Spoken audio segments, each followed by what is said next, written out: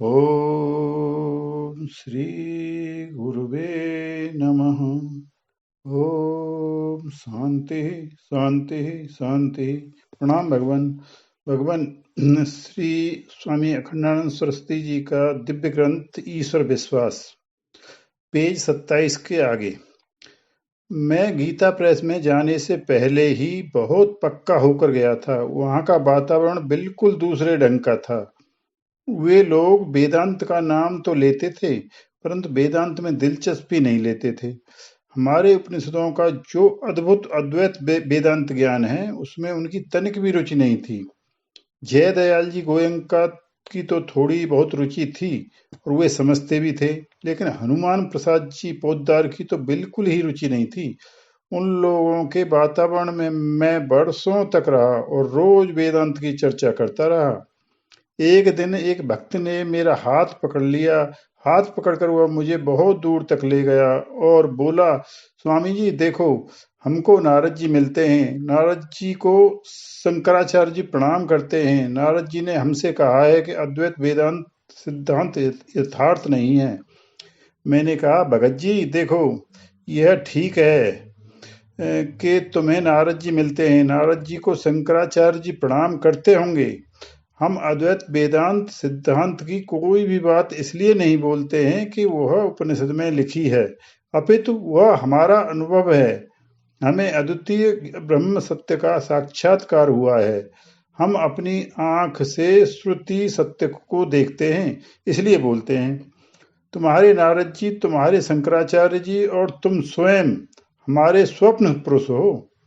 इस भक्त ने हाथ जोड़ दिए और बोला, बस महाराज बस, अब आपसे हम कुछ नहीं कहेंगे। नारायण, अपने चित्त को न तो ज्यादा भूत लगाओ और न ही ज्यादा भविष्य की सोचो। वर्तमान क्षण में रहो। देखो, जीवन की एक रीति है, हमसे क्या सही हुआ और क्या गलत हुआ, इसको सोचने में वर्तमान समय को व्यर्थ मत करो। आगे रोटी मिलेगी कि नहीं, इसकी चिंता मत करो। रोटी देने वाला कौन है? जिसने हमारी माता की नली के साथ हमारी नाभि की नली जोड़ी थी, वह रोटी देने वाला है। जिसने हमारी माता के शरीर में स्तन बनाया था और जिसने हमारा जन्म होते ही माता के स्तन में दूध भरा था, वही रोटी देता है।